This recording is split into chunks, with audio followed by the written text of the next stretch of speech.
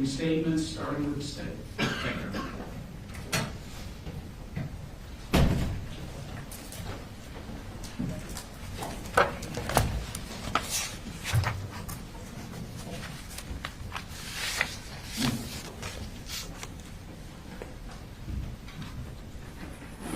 All right, this is the exhibit I'm going to be showing. Thank you.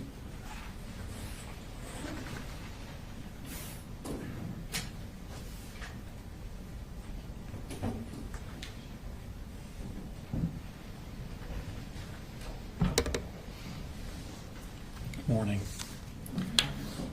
Before we start, one thing needs to be abundantly clear. This is not a case about holding parents accountable for what their children do. That's not what this case is about. This case is about this defendant and his actions. His actions in allowing a child that he has custody over access to a firearm and ammunition after being warned that that child was going to harm others. This is a case about his actions and the horrific consequences of them. I'm going to take you now to September 4th, 2024. It was a Wednesday morning. It was just after the Labor Day holiday. A 14-year-old boy enters Appalachia High School here in Barrow County.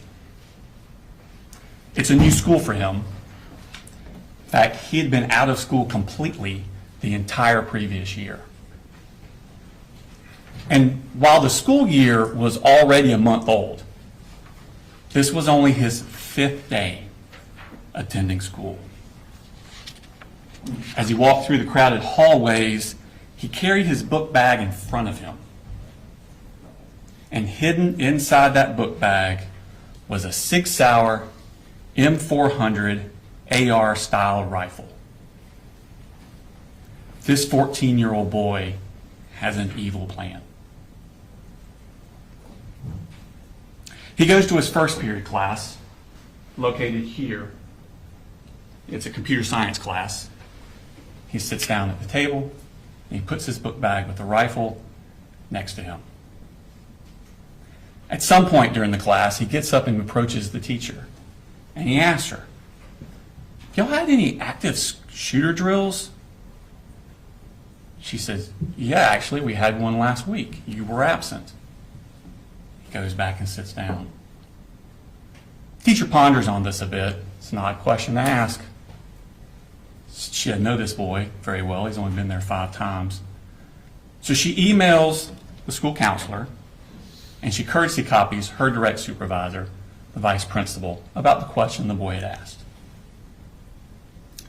At the end of class, at 9:38, this boy picks up his book bag with the rifle in it, carries it in front of him out of the class, heading to his second period class. But that first period teacher stewed on it a little more, and between the class breaks, she decided, I'm going to go up to the office and find the vice principal and talk to her. But at this very moment, that 14-year-old boy is entering his second period class. It's 9:40 a.m. He takes a seat, and he puts that book bag with the rifle in it next to him. 14 minutes later, at 9:54 a.m., that boy gets up, grabs his book bag, and he tells the teacher, I'm going to go to the counseling office, which is located down here. He leaves the class, but he doesn't go down to the counseling office. He goes down what's called J Hall, and he enters the boys' bathroom here. He goes into a stall, locks the stall, and he hides there for the next 26 minutes. Now, 4 minutes before he left second period, at 9:50 a.m., the boy's mother calls the school counselor, who's in this suite here. Now, the boy's mother doesn't live here in Winder. She's down in Fitzgerald, Georgia, which is in South Georgia. It's a 4.5-hour drive from here. But the boy that morning has some text messages that bother her. And he's now not answering his phone when they call or try and get a reply. She's worried about his emotional well-being. Now, the counselor had actually met this boy the week before. He had a panic attack at school, went to her office, and was too upset to go back to class. So the counselor and the mother talk on the phone for 8.5 minutes about this boy's emotional well-being. And at the very end of that call, at the end of the 8.5 minutes, for the first time, that mother mentions to the counselor that this boy has access to firearms. This sends a red flag up to the counselor. She immediately hangs up the phone and she calls the vice principal. This phone call was ended at 9:59 a.m. But remember, the boy had already left the classroom 5 minutes before that phone call ended. 5 minutes before the mother said anything about firearms. And he's hiding in this bathroom where no one knows where he is. 7 minutes after the call ends, at 10:06, the vice principal and the school resource officers arrive at the second period class. Now remember, this boy that the vice principal and the SROs are looking for has only been to that class 5 times. And there's another child in that class who has an almost identical name. And that boy has also left the classroom to actually go to the bathroom. He signed out to go to the bathroom. Second period teacher thinks that's who they're asking for and says he just went to the bathroom. Gives the vice principal that boy's backpack.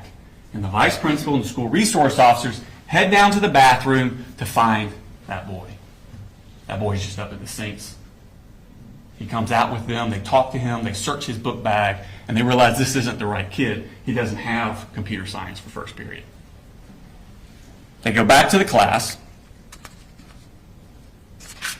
They arrive there at 10:11, back to the second period class. The teacher then tells them, oh, that child has gone to the counseling office, located here, because that's where he said he was going. Vice principal, school resource officers go to the counselor's office. Of course, they haven't seen him. He never made it there. At this point, they decide they're going to go look on the security cameras, see if they can locate this boy. They go down this hall, and it's not on this map. You'll see a more full map later. So around this area is where the vice principal's office is that has access to the security cameras. So they're about right here. At 10:18, the vice principal emails the second period teacher. When did he leave your class? They're trying to locate when exactly he left because remember, this boy's only been there 5 days. They don't really know what he looks like. So they're trying to find him on the video surveillance equipment. So she emails at 10:18, when did he leave your class? 2 minutes later at 10:20, second period teacher responds, he left towards the beginning of class. That's 10:20 a.m. when that email was sent. 1 minute later, at 10:21 a.m., that boy exits the bathroom he'd been hiding in. He's now wearing yellow work gloves. He's carrying that Sig Sauer M400 AR style rifle concealed with a poster board. And he walks back down J Hall towards his second period class. Now, when the vice principal had left that class to go look for him in the counselor's office, she shut the door behind her, and the door automatically locked. This boy is not going to be able to get into his second period class. But next door was another classroom, right here. It was taught by Cassandra Ryan and Stephen Edwards. And inside that class were the following students: Landon Adams, Christian Angulo, Jackson Beaver, Hayden Bowen, Jalene Brady, Michaela Brown, William Carricker, Marquez Coleman, Melanie Delira Castaneda, Natalie Griffith, Taylor Jones, Kendez Lawrence, Martin Moreno Galdamez, Tyler Moon, Ariana Norman, Brittany Rubio, Mason Skirmerhorn, Ronaldo Vega, and Nautica Walton. At 10:20, Mason Skirmerhorn, who's in that room, leaves to go to the bathroom. And the door does not shut behind him. Mason goes down this hallway. He actually passes the shooter in the hallway, and Mason goes into the bathroom. The shooter goes to his second period class. The door's locked. He knocks on the door. A student in that class gets up, goes to the door to open it for him, but sees through the glass at the last second him standing there with that rifle. She steps back from the door. At that exact moment, the teachers also reach the door because they've been looking for this boy, remember? And she sees through the glass him standing there outside their door with that 6-hour M400. She immediately presses a button on a lanyard that's around her neck that locks down the school. The boy then steps next door to the Ryan Edwards classroom, and he opens fire. He fires discriminately through the classroom. He hits the following victims.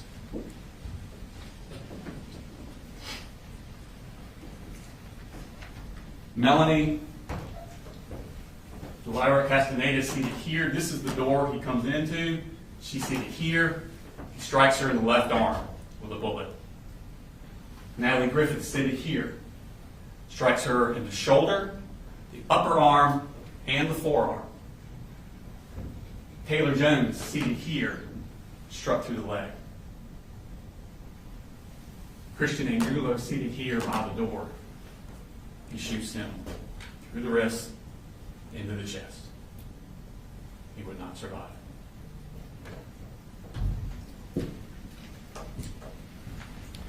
Jackson Beaver, Ronaldo Vega, and Nautica Walton were also in that room. They were struck by shrapnel from the bullets ricocheting around the room.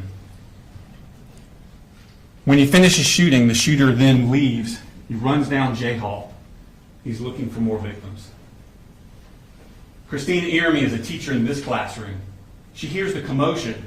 She steps out, looks down the hall. The shooter is about here. He shoots her through the neck before she can get back in the room. She would not survive. Richard Aspinwall is coming out of this room on I Hall. He hears the commotion. Joining him is David Phoenix coming out of this room. The two of them start coming down the hall here. They don't get very far because the shooter has now reached this point. He turns his gun down this hallway and sends a hail of bullets towards them. As they dive towards their room, David Phoenix is shot in the hip and in the foot. Richard Aspinwall is shot in the side and the upper chest. He would not survive. The shooter continues down the hallway. He gets to here, tries to get in this door, it won't open. He turns back and heads this way. At this point, Mason Skirmerhorn is still in that bathroom. He doesn't know what's happening. He comes out of the bathroom and he turns away from the shooter, doesn't even see him, heading back toward his second period class. The shooter takes aim from behind, shoots at him but misses, hits the wall above and in front of Mason. This startles Mason and he turns and runs the other way directly at the shooter. He's shot point blank range. He would not survive. Shooter's here. He then aims his gun down K Hall. And Zane Zinni is locked out of his classroom here. He's in the shooter's sights. Now, before the shooting started, two school resource officers, Donovan Boyd and Brandon King, were in the vestibule area, an atrium, I think they call it, in this area, right outside the vice principal's office. They're waiting for the vice principal to find this boy and go get him. They're waiting out there in the atrium, and they hear the gunshots coming from this side. And those two deputies ran towards the gunshots. They come down this hallway here, and they turn the corner, and they see the shooter here with his rifle aimed towards Zane Zinni. And they yell for him to drop the gun and get on the ground. And he complies before he gets a shot off at Zane Zinni. The officers rush down here, they secure him, and they secure that 6-hour M400 AR-style rifle. And out of his pockets, they find 3 more magazines loaded.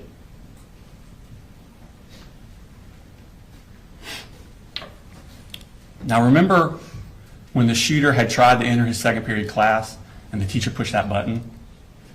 Well, that sent an alarm. It immediately notified law enforcement all over the county. Within minutes, an enormous police and medical response descended upon that school. It was a dramatic and intense scene as the school was cleared and the wounded evacuated. But to make matters worse, they were getting additional threats, fake threats, about other shooters at all the other schools in the county. Law enforcement now had to be diverted to these other schools to clear them, to make sure people were safe. Barrow County deputies Anthony Townsend and Brandon Bazinet were sent to clear Winder Barrow High School here in Winder. Once they cleared it, then they went next door to Russell Middle School. They cleared it. And just as they were finishing that up, they got a call from their superiors. I was trying to say superior and supervisor at the same time. Their superiors to go to a residence in Barrow County and secure it. They were just given an address. They don't know why they're going there. They were just told, go to this residence and secure it until other officers can arrive. Where they're going is the shooter's house. And when they get there, Colin Gray meets them in the garage. And without any prompting, because remember, they don't know why they're there, they don't know who this guy is. Without any prompting, he blurts out, "I knew it. My little girl just texted me. She's in middle school. She said we're in lockdown." I'm like, God Almighty, please tell me your brother didn't do something. Agents with the Georgia Bureau of Investigations arrived shortly thereafter, and they begin a search of the house. And inside that house, in that 14-year-old boy's bedroom, on the wall, they find this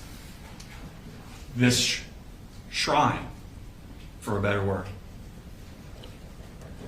Those pictures are all of the same person, Nicholas Cruz. Nicholas Cruz was the person that in 2018 went into Marjorie Stoneman Douglas High School in Parkland, Florida, with an AR-style rifle. And there he killed 17 students and faculty and wounded another 17 more. Investigators look at this and they begin to wonder, who is this kid? His name is Colt Gray. He's the oldest son of Colin Gray. His mother is Marcy Gray. He has a younger sister named Jenny, who was 13 years old at the time of this incident. She was actually going to Heyman Morris Middle School, which is directly next door to Appalachia High School. He has a little brother, Coley, who was 8 years old, was going to his elementary school. Now, Colt Gray, raised here in Barrow County, he went to Statham Elementary School up until 4th grade, up till the beginning of 4th grade. And in the beginning of 4th grade, he was withdrawn from Statham Elementary School because the family had moved. They moved to Gainesville. And he goes to White Sulphur Elementary School, but only for a few months. because again, the family moved again. Now they moved to Cumming, and he goes to Chattahoochee Elementary School. But again, only for a few months. In March of 2020, they moved to Fitzgerald in Ben Hill County, Georgia. It's South Georgia, kind of east of Tifton. Because there, Marcy's mother and father, Deborah Polhamus and Charlie Polhamus, live, and Deborah Polhamus's mother, Marcy's grandmother, Colt's great-grandmother, had passed away and left the house. So there's an available house for them to live in. So they moved down to Fitzgerald on March 4th of 2020. But if you remember that day, that's the week before COVID shut everything down. That was the end of Colt's 4th grade year. 5th grade.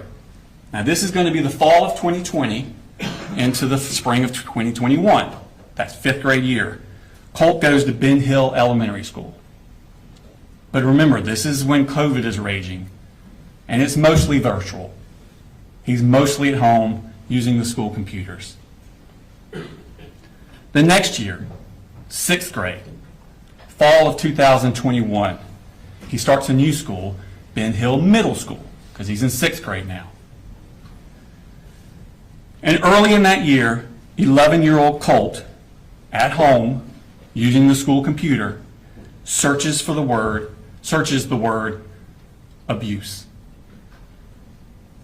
A few hours later, he searches the phrase, "How to kill your dad." That was on September 19th, 2021, 3 years before he took that rifle into Appalachia High School. School resource officers are sent to the house to check on him. Everything's fine. It was just a mistake. Misunderstanding. But a defects case is opened on the family. But the family leave Fitzgerald and move to Jackson County 6 weeks later, in November of 2021. So in November, they come up here to Jackson County, Georgia. But they don't enroll the kids in school until February of 2022. Colt finishes out his 6th grade year at West Jackson Middle School. 7th grade, fall of 2020. 1 year after he searched How to Kill Your Dad, and 2 years before Appalachia, 12-year-old Colt starts Jefferson Middle School. It's his 7th school in 4 years. That Halloween, halfway through the semester, Marcy, his mother, gets drunk, passes out in the car in the driveway of the house. Jenny and little Coley are trick-or-treating, and they get separated. Coley gets lost. Authorities are called. Another defects case is opened on the family. Marcy and the 2 siblings, little Coley and Jenny, they moved back down to Fitzgerald in November of 2022. But Colt stays up in Jackson County with the defendant. Defects caseworker Tamika Mitchum is monitoring Marcy and the 2 siblings down in Fitzgerald, and defects caseworker Michaela Anderson is monitoring Colt and the defendant up here in Jackson County. And starting in March of 2023, during his 7th grade year, Michaela Anderson visits his residence monthly. Every month, she shows up to check on Colt, see how he's doing, check on his well-being. And the defendant always says the same thing.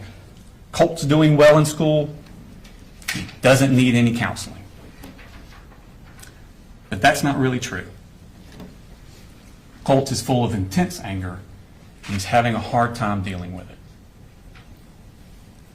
On Sunday, May 21st, 2023, this is the end of Colt's 7th grade year at Jefferson Middle School. In fact, classes had ended that Friday, and this is that Sunday. And on that Sunday, the Jackson County Sheriff's Office gets a tip from the FBI. There's an app that you can get on your computer called Discord. And this app is popular with video game enthusiasts, but it allows people from all over the world to talk to each other on the computer. And users in a chat room on this app, a true crime chat room, report to the FBI that another user is threatening to shoot up an elementary school. This user is threatening to do this, says they have access to guns, says they plan to do it within the next 2 years. The FBI passes this tip on to Jackson County because when you look at the IP address of that user, it comes back to a Colin Gray and an address in Jackson County. Deputy Justin Elliott and investigator Dan Miller go to that address. Now, the current resident of that address has 2 daughters, and they don't use Discord. But they're new to that address, and they keep getting the mail of the previous tenant, Colin Gray. Deputy Elliott and investigator Miller then go to his new address. They speak with the defendant at his house, and they tell him about this threat on Discord. And they ask him, does Colt have access to guns? Which he does. But the defendant says that he and Colt, they take this school shooting stuff very seriously. And Colt denies to these officers that it was him on Discord. He says his Discord account got hacked. The defendant makes no mention to these officers that less than 2 years before, Ben Hill officers had also been to his house when Colt searched how to kill your dad, also on a computer. But before they left, investigator Miller asked the defendant to please restrict Colt's access to guns. Less than 3 weeks later, when DFACS agent Michaela Anderson goes back out to the house like she's been doing monthly to meet with the defendant, and again, she asks, how's Colt doing? He makes no mention to her of this visit from the sheriff's office. 2 weeks after that, on June 23rd, the defendant signs a lease to move out of Jackson County into Winder. But he doesn't tell Michaela Anderson he was planning on doing that, and he never tells DFACS that he did do that. She just keeps going to an empty house. 2 months later, in August, it's time for another school year. Colt's not at Jefferson Middle School anymore. 13-year-old Colt is enrolled at Heyman Morris Middle School. This is the middle school in Winder that's directly next door to Appalachian High School. This is supposed to be his 8th grade year. But he's withdrawn from that school 3 days later. He never attends it. Instead, Colt goes back down to Fitzgerald to live with his mother, Marcy. And while he's in Fitzgerald, Colt is still filled with anger. He's still having trouble dealing with it.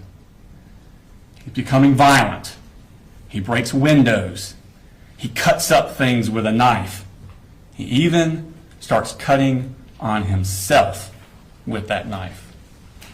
These are the scars from after he was arrested after the shooting a year later. Colt's grandfather, Charlie Polhamus, is at his wit's end. He actually calls the police on Colt. And at the beginning of October 2023, just a few weeks after being in Fitzgerald, Colt comes back up here to Winder to live with the defendant. But he does not attend school. 2 weeks later, on October 13th, down in Fitzgerald, Marcy, who you remember is still being checked on by DFACS, tests positive for drugs. She's going to lose the kids. DFACS worker Tamika Mitchum, who's been monitoring Marcy, calls the defendant, tells him to come down to Fitzgerald to pick up the other 2 kids, Jenny and Coley, and bring them back up. He now has sole custody of the 3 kids. Marcy's to have no unsupervised contact. But Tamika Mitchum also stresses to the defendant to get the kids in school and counseling as soon as possible. He does neither of these things. 3 weeks after the kids are brought up here, on November 6th, 2023, back down in Fitzgerald, Marcy basically goes crazy. She wants to come up to Winder. She wants her mother, Deborah Polhamus, to bring her to Winder. And Deborah Polhamus says, "You ain't going to Winder." So Marcy duct tapes her mother to the chair, steals her car, drives up to Winder, goes to the defendant's house, keys his truck, and gets arrested. She spends some time in the Bexar County Jail before she's transferred to the Ben Hill County Jail for the charges down there. And while she's down there, she's released on bond to an inpatient drug treatment facility in South Georgia. She has no supervision during this time over Colt. Now back up here in Barrow County, it's been a chaotic few months for Colt. But that Christmas, after the cuttings and the things with the Jackson County and the moms going crazy, testing positive drugs, that Christmas, the defendant, 7 months after he was told by Jackson County Sheriff's Office of possible school shooter threats and being asked to restrict Colt's access to guns, the defendant buys and gives 13-year-old Colt that Sig Sauer M400 as his Christmas present. And he allows Colt to keep this rifle propped up in Colt's room.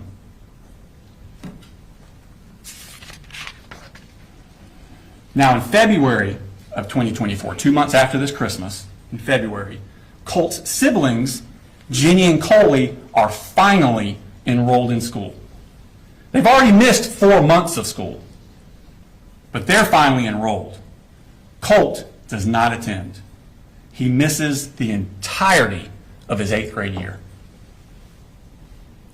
But during that spring, when Colt's not in school, the defendant continues to buy accessories for his Christmas present rifle. He buys a sight-marked ultra-shot sight to go on the rifle. He buys a bungee sling to go for the rifle. He buys an accessory rail set. He buys a 45-degree offset iron sights. And he buys a lot of ammunition. That summer, 2024, Colt is now 14. It's just a few months before he takes his Christmas present rifle into Appalachian High School. July 6th of that summer, Marcy gets out of rehab in Fitzgerald, and the defendant picks her up and brings her back up to Winder.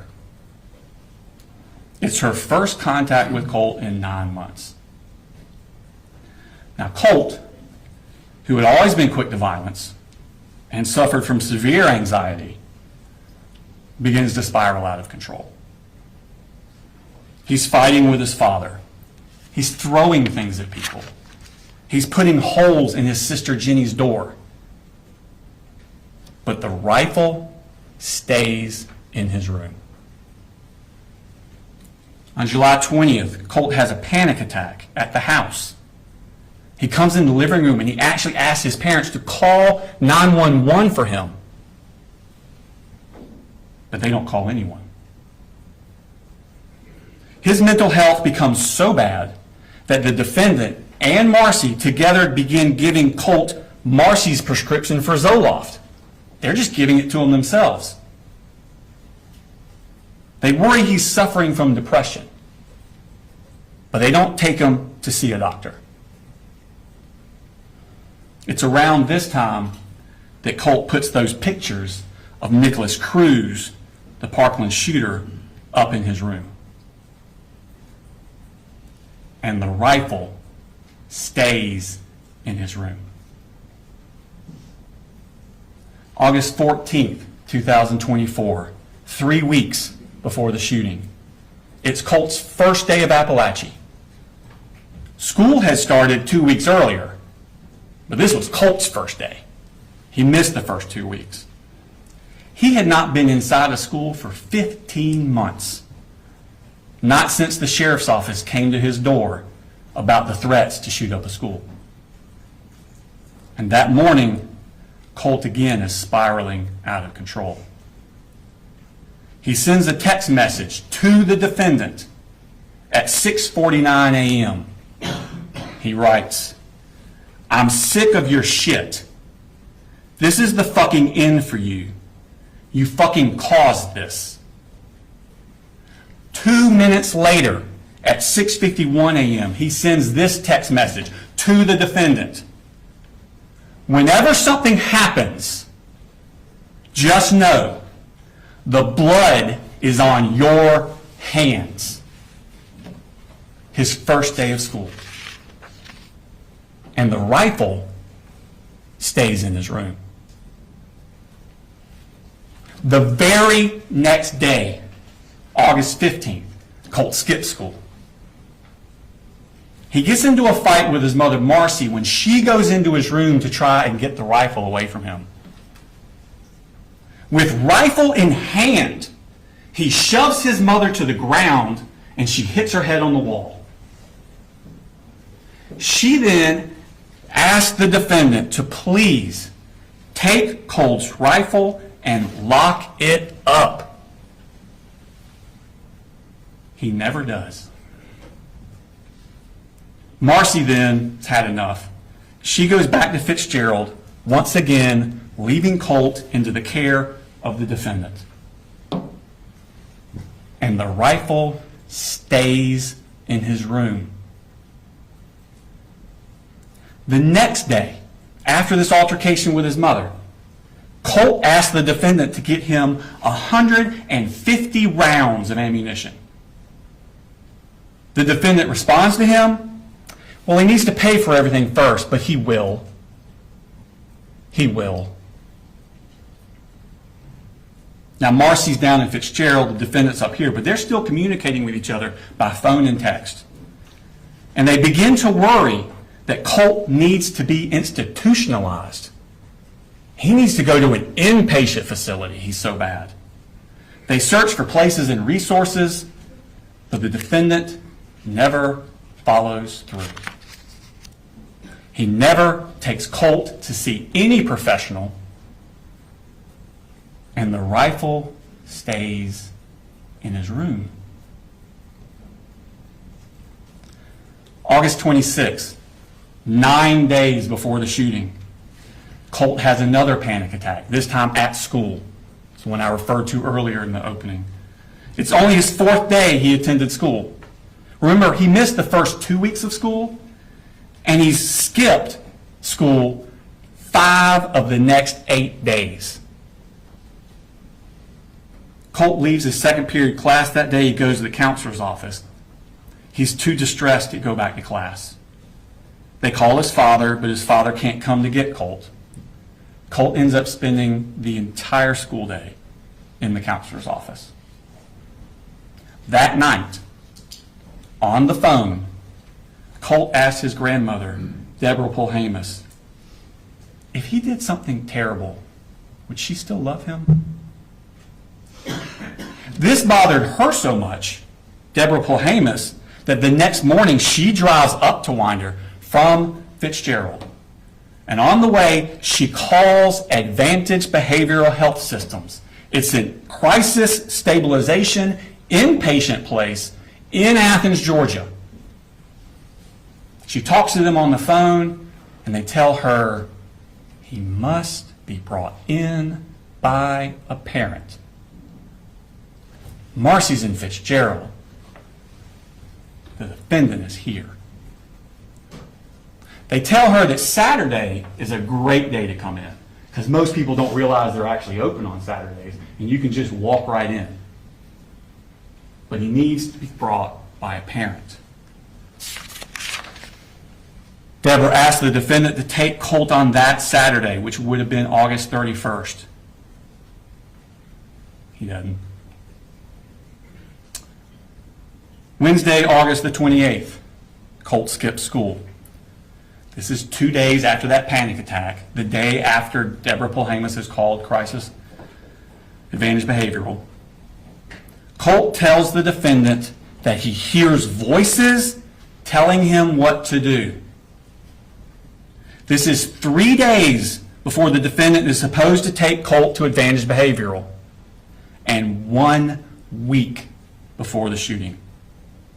At 7:44 a.m. that morning, Colt texts the defendant, "I have to kind of dance around the inconvenient truth at times. I have no control over what these things say and tell me to do." And the rifle stays in his room. Colt skips school again the next day, which is a Thursday. That Friday and Monday, school is closed for the Labor Day holiday. And that Tuesday, September 3rd, Colt skips school again. That brings us back around to that Wednesday morning, September 4th, 2024. Those pictures of Nicholas Cruz are still on his wall, and that rifle is still in his room. The defendant leaves to take little Coley to school. Jenny leaves on her bus for Heyman Morris Middle School, which again is directly next door to Appalachia High School.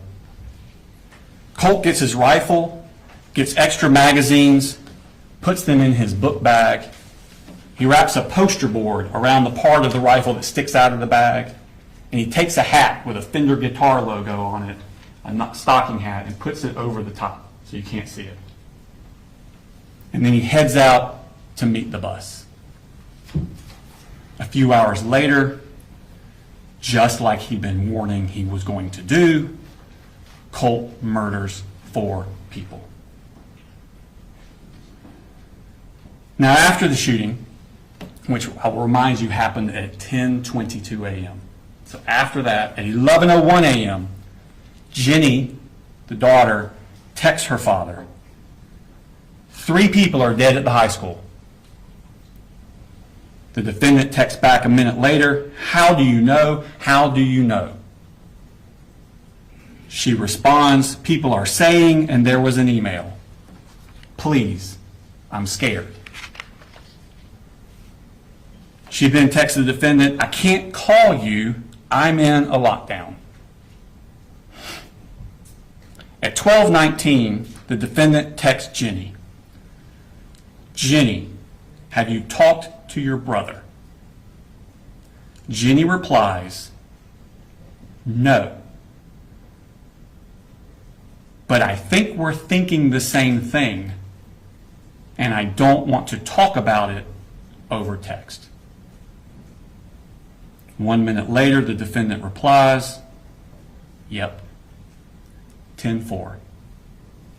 I'll be here in just a few. Let me know when you get back in the building and when I can come get you." A few minutes later, the defendant arrives at his home, not Jenny's school, not Appalachia. He goes home, and he runs straight to Colt's room. He has to confirm what he already knows.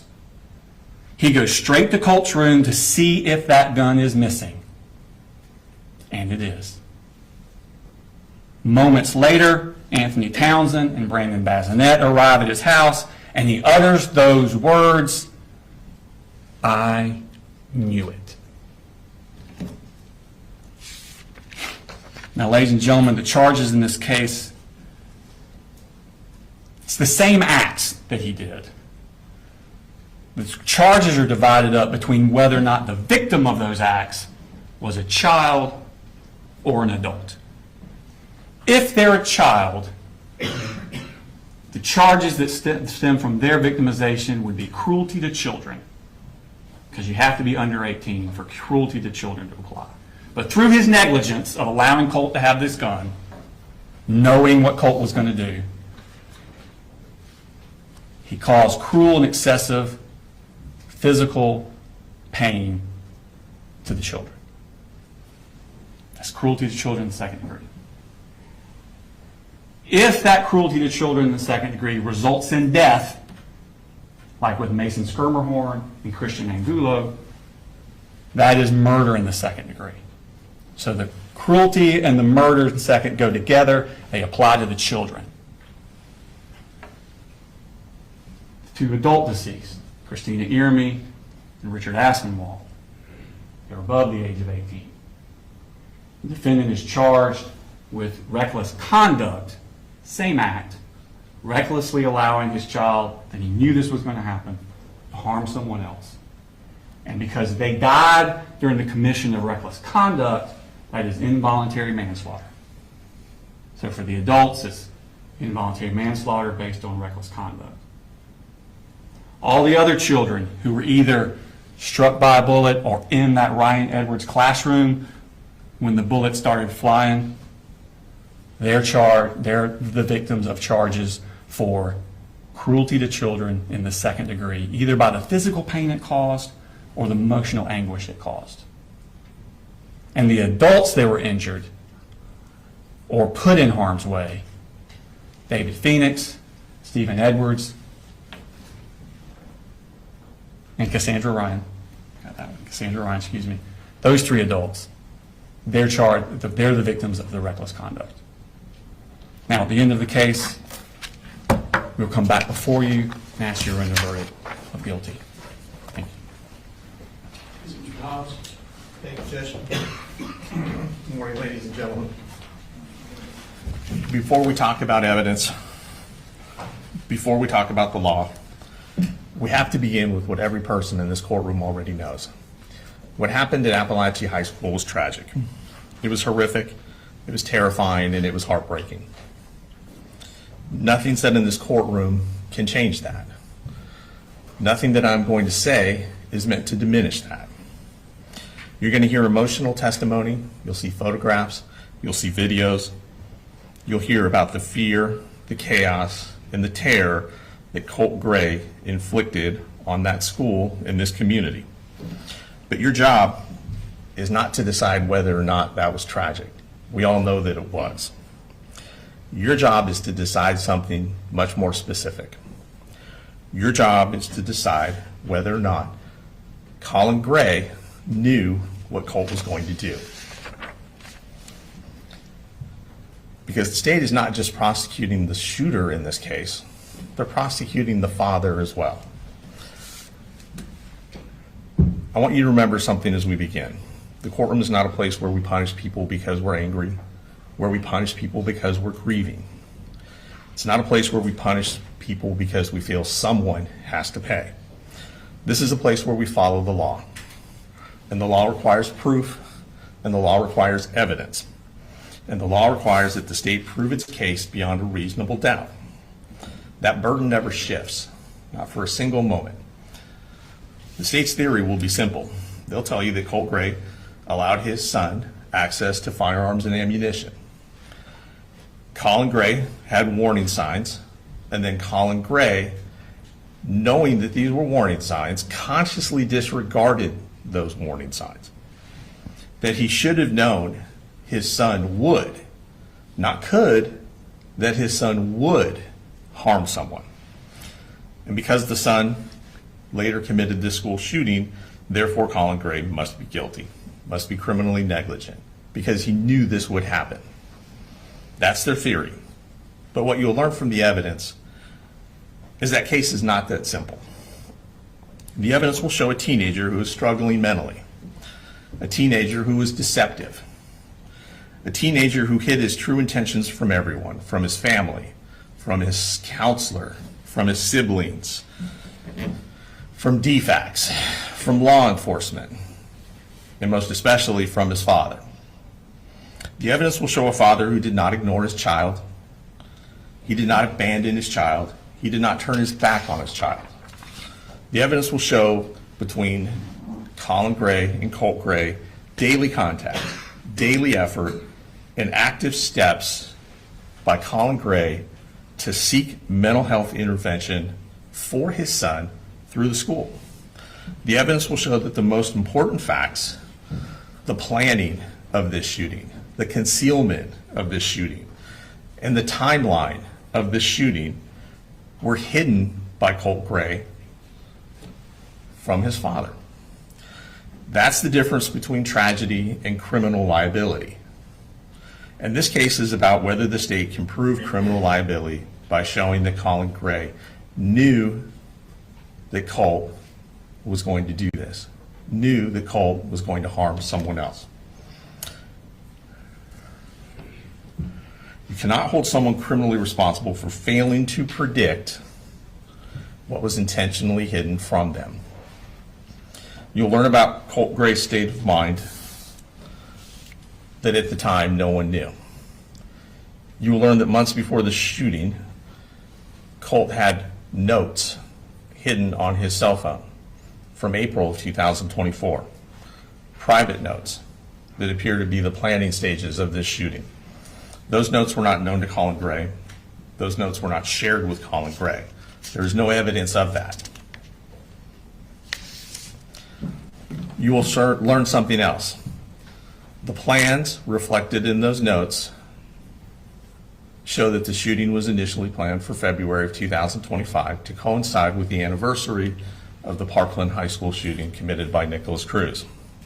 The plan reflected in those notes was that that time was going to be when the shooting happened, not in September of 2024. Something changed. The evidence will suggest and support that Colt accelerated his plan. And there's evidence suggesting that that acceleration was tied to the fact that Colin Gray was actively seeking mental health treatment for his son through the school at that time. There are emails to the counselor. There's paperwork he filled out. There was already in motion, already in place, an appointment for Colt to meet with the counselor and to meet with the mental health specialist the very next day, September 5th.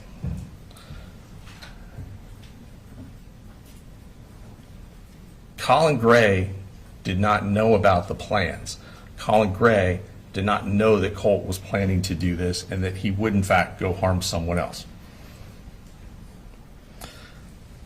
The behavior that Colt exhibits, the behavior that you'll find from his notes in his cell phone, from his text messages, show that he was actively keeping this information from others, from law enforcement, from DFACs, from counselors, from professionals who know to look for these signs, and most especially from his dad.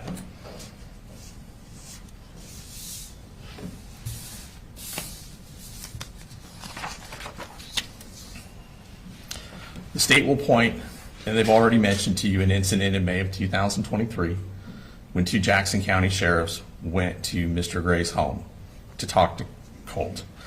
Fortunately, this interaction is on body-worn camera video, so you'll get to see the whole episode. You will see that Colin Gray is cooperative. You'll see that he brings his son out. He tells the officers that he takes this kind of thing seriously. He tells the officers, you tell me that he did it and those guns are gone today. That is on video. That is undeniable. But the officers don't tell him that. The officers say that they're not sure that it was him that made the threat. He tells the officers that he has a gun in the home. He says that he has a son who is somewhat isolated, who's on the computer a lot. He says that when he was young, he used to enjoy hunting with his father, that they would go deer hunting. And so he was introducing Colt to deer hunting, that they had gone out a year before and Colt had killed his first deer, that the gun that they had was for deer hunting. The gun was to get him outside, which the officer in the video approves of.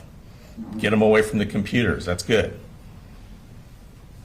But Colin tells the officers, if you think this is him, tell me, because those guns are gone today. And that is not what he's told.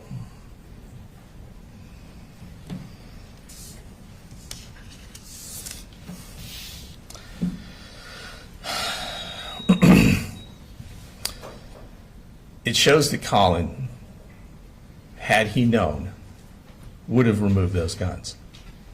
But he didn't. Let's talk about what Colin actually did, because this case is being framed as if Colin Gray didn't do anything. The evidence will show the opposite. You will hear that when the family transitioned schools It was Colin Gray who registered Colt. You will hear that Colin Gray worked full-time, was raising 3 kids on his own due to the kids' mother's addiction problems, due to DFAC saying that she was not allowed to have unsupervised contact with him, due to the courts in Barrow County saying she was not even allowed in the same county where these kids lived. Colin was doing everything. Colin is the one that filled out the counseling referral forms. Colin is the one that communicated with the school counselor. Colin's the one who discussed the evaluation. Colin was the one who was coordinating mental health services through the school. Colin is the one that filled out the paperwork to get the assessment done on September the 5th. You'll hear that the school had arranged, and it had already been taken care of, that Colin had completed everything he needed to for the assessment. You're going to hear from the grandmother who says that they wanted to take him to Advantage Behavioral in Athens, that it was urgent. This comes out after the shooting. The grandmother will also tell you she had absolutely no idea that Colt had any interest in Nicholas Cruz or school shootings in general until after the shooting happened and they were making the 4.5-hour trip from Fitzgerald, her and her daughter Marcy, at which point Marcy said, well, Colt does like this school shooter named Nicholas Cruz. That's the first time that you hear Debbie learns any of that. You're going to see text messages from Debbie in August and September of 2024 when she says that they were so strongly trying to get him into a facility. What you're not going to see in those text messages is any urgency on Debbie's part. You're not going to see anything from Debbie saying, get the guns out of the house. You're not going to see anything from Debbie saying, I'm worried about Colt, we need to get him there today. Nothing. They don't talk about it at all. Debbie doesn't mention it one bit. Now, she mentions it in hindsight after the fact, and Marcy does the same thing. Who is Colin Gray? He's a working father raising 3 kids by himself. He had responsibilities, he had a job, he had a family to keep afloat. He had 2 other kids besides Colt. He was involved. You'll see his text messages to his children. You'll see his text messages to Colt. This is not a parent who's turning his back on what's going on right in front of him. Let's talk about what you're not going to hear. Because sometimes what you don't hear in a case like this is just important as what you do. Sometimes the absence of evidence tells you more than the evidence itself. You will not hear a text message where Colt says to his dad, I'm going to shoot a school. I'm bringing a gun tomorrow. I have a plan. I'm going to hurt someone. You won't see a single message like that. You will not hear that Colt ever told his father about the notes on his iPhone. You will not hear that Colt ever showed his father a plan. You will not hear that Colt told his father he was accelerating the plan. You will not hear that anyone called Colin Gray and said, your son is about to commit a shooting. You will not hear that law enforcement told him, your son made a credible threat. You will not hear a school official warn him his mental health treatment is imminent. He needs to see someone today. You will not hear anyone from DFACS told him, we have serious concerns that he's violent, that he's going to hurt someone else. You will not hear anyone say that they contacted the police on September 3rd and said there's a school shooting about to happen. You will not hear that Colin Gray encouraged violence. You will not hear that he glorified violence. You will not hear that he dismissed a specific credible threat. In fact, you'll hear something entirely different. You'll hear that Colt suffered from anxiety. You'll hear that Colt suffered from depression. You'll hear about his panic attacks. You'll hear that he didn't like going to school. These are serious issues, but these are not the same as homicidal ideations. These are not the same as suicidal ideations. These are not the same thing as proof of a probable school shooting. The state will ask you to connect dots after the fact using hindsight. Dots that became visible only after the shooting itself. But what you will not hear is evidence that at the time, Colin had sufficient warning that this outcome was probable. Not imaginable, not possible, but probable. That Colin knew that his son would harm someone else. You'll hear testimony from Colin Gray's counselor. And that's important because it gives you a professional's perspective on what was going on with Colt in the weeks leading up to the shooting. You will hear that Colt presented as a student suffering from anxiety and emotional instability, panic symptoms, an inability to function in class. And you'll hear something very important. You will hear that even the school counselor, a professional trained, did not perceive Colt as a threat. She described him as nice, respectful. That matters, because if a trained counselor did not perceive the imminent violence, then it's unreasonable to claim that the father should have seen it himself. You'll also hear testimony from her about how the father did in fact take steps to get him mental health treatment. The father was in communication with the counselor. The father submitted the paperwork. The father completed the referral, and the father was pursuing intervention. You'll hear the therapist was essentially scheduled to meet with Colt the very next day.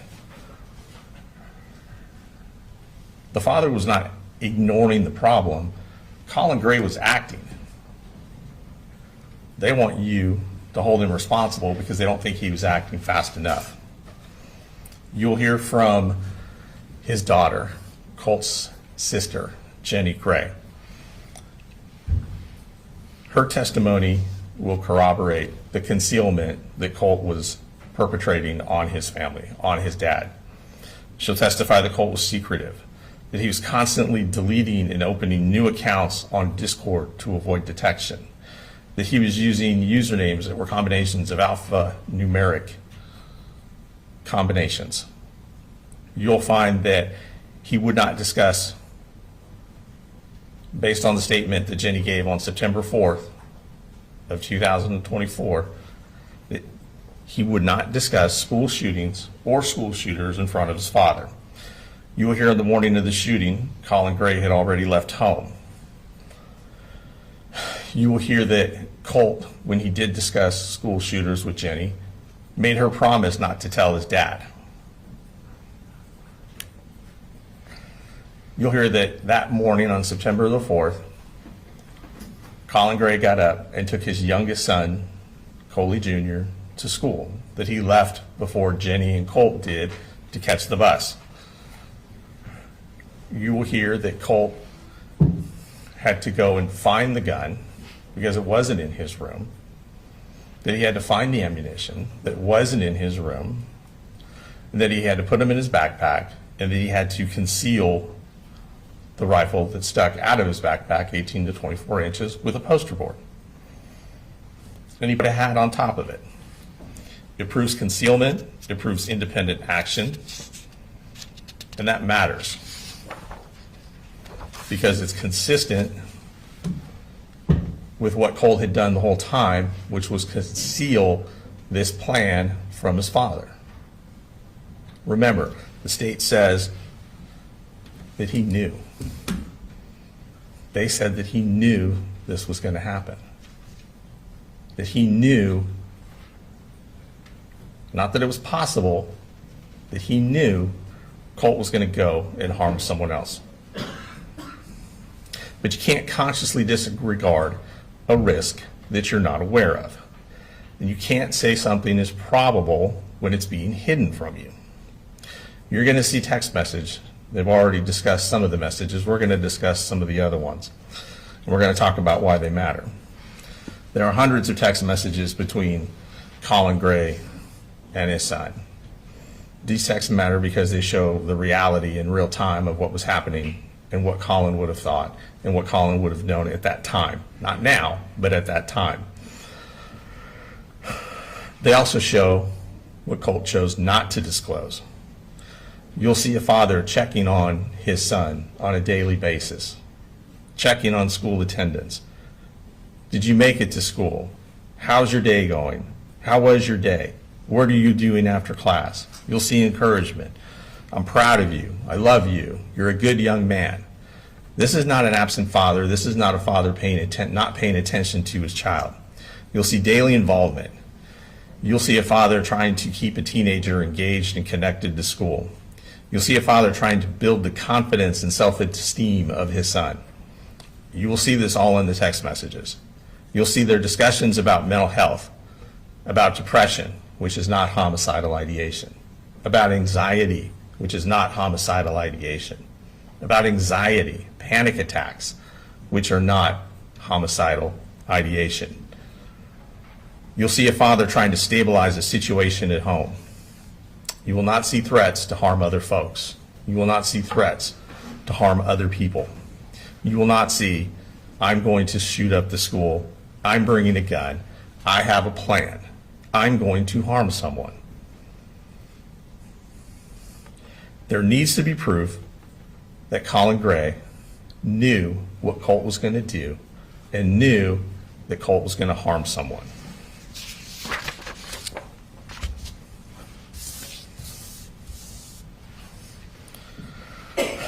The text messages show something else as well.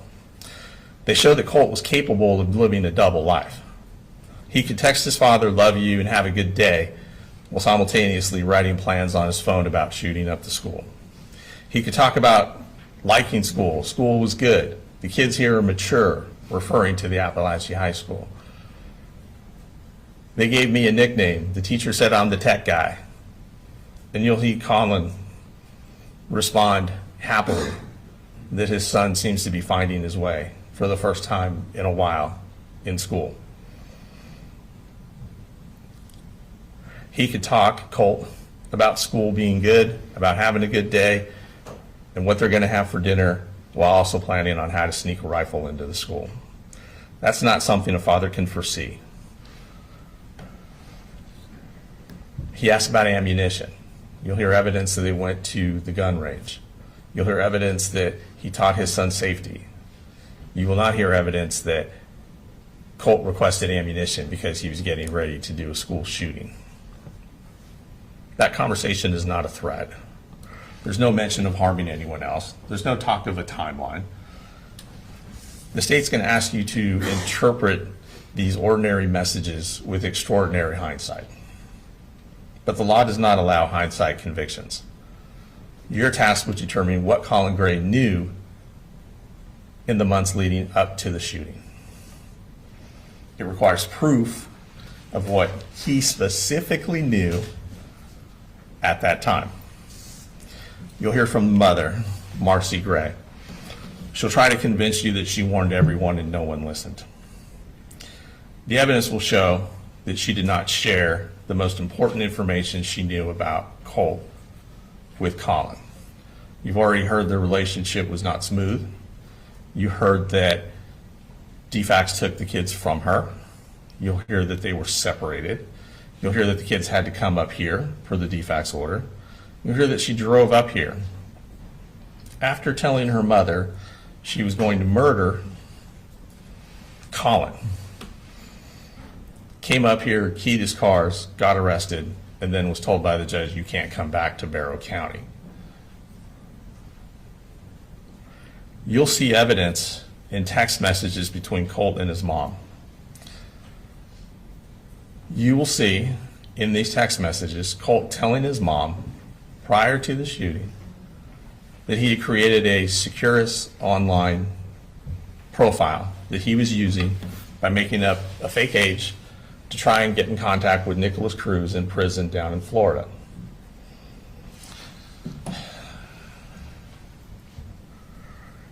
He will text her that he had emailed Nicholas Cruz a couple times, and he'd even put money on his commissary. Marcy's response is to ask him where he got the money. And he tells Marcy in a text message, I told Dad it was to buy a video game on Steam. To which Marcy responds with a laughing out loud emoji. Marcy knew that he had this interest in Nicholas Cruz, but she did not share it with Colin. Immediately after this conversation, you will not see a text message from Marcy to Colin say, hey, did you know he's been emailing a mass murderer in Florida? Did you know that he put money on this mass murderer's commissary account that he told you was for a video game? She doesn't share any of that with Colin. She keeps that to herself.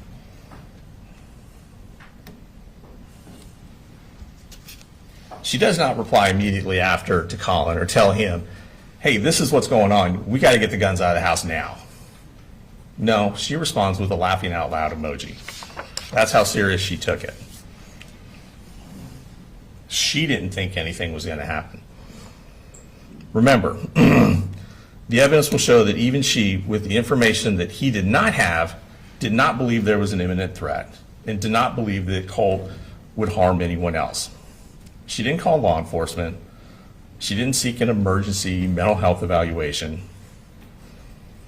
you'll hear evidence that after the shooting, her conduct is inconsistent with what she tells the police. You'll hear evidence that even after the fact, she's still trying to assist him in contacting school shooters and amplifying his profile across true crime community websites. And that matters because credibility matters and bias matters.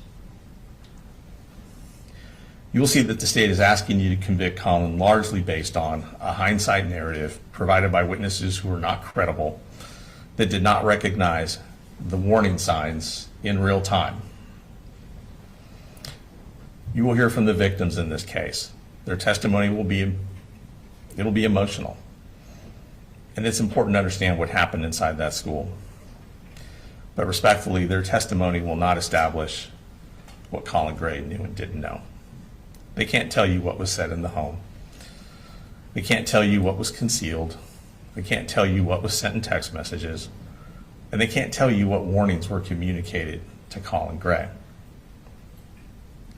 We're not going to dispute the horror of what happened. We're not going to dispute that they were harmed, that they were physically harmed and mentally harmed. But that's not proof that he was negligent.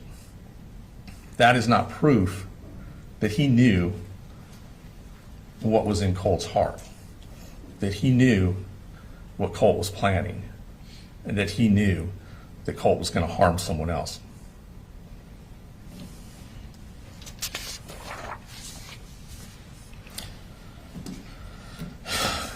The law doesn't punish what is possible. The law does not punish what is conceivable.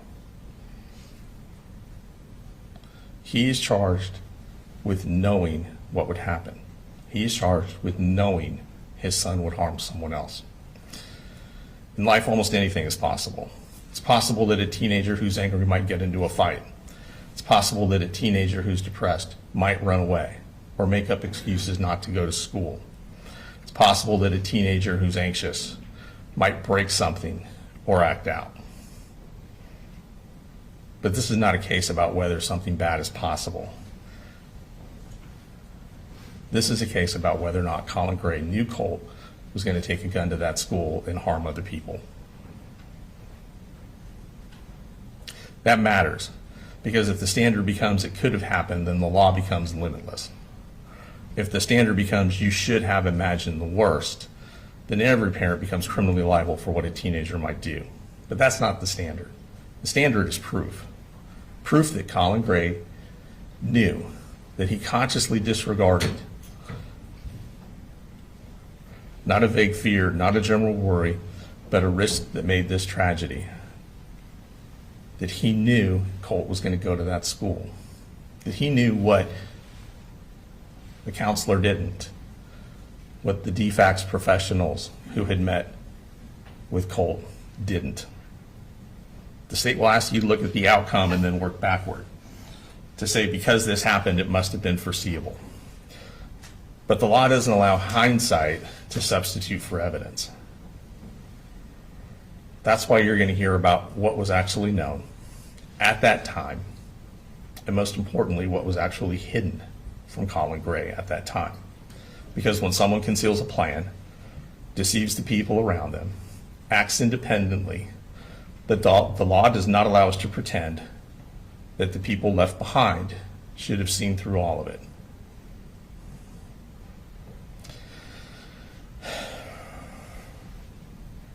They're going to say that common sense means you should have seen this coming. And guns are serious, and this tragedy is serious. But the law is serious too.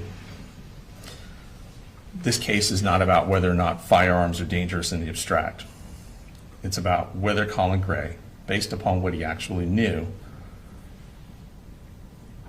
failed to act because he knew that his son was going to go to that school and commit these acts.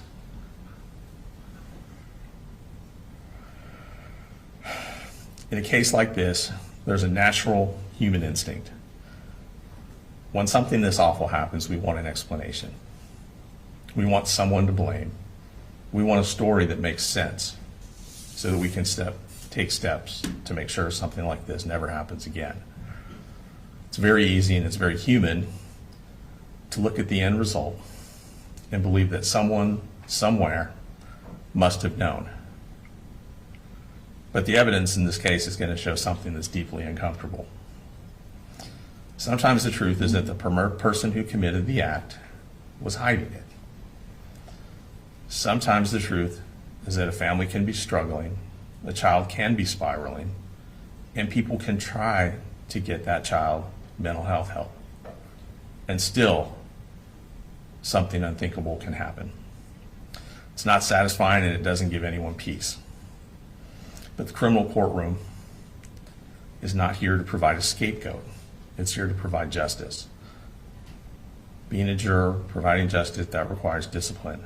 It requires that we do not convict someone because we're horrified. It requires that we do not convict someone because we wish they would have seen it coming. It requires that we do not convict someone because we feel like there must be some accountability somewhere.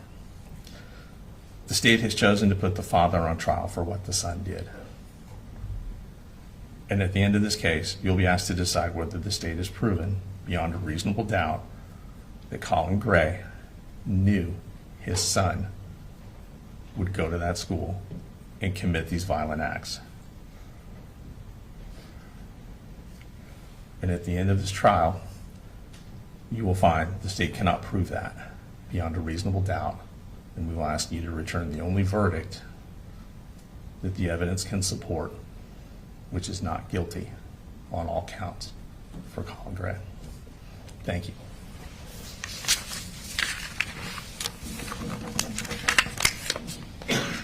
Ladies and gentlemen, before the first witness is called, I'm going to go ahead and take a 10 to 15 minute restroom break.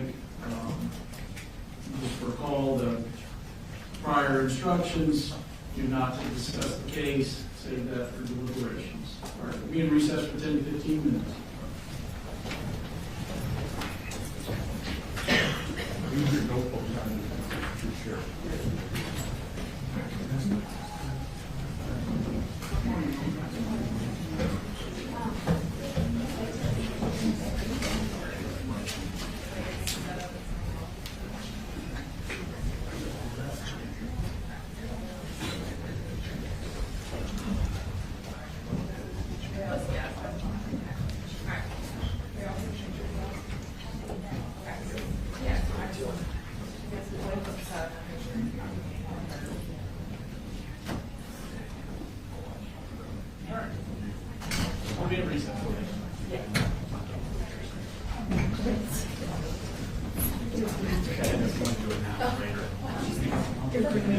Oh, yes.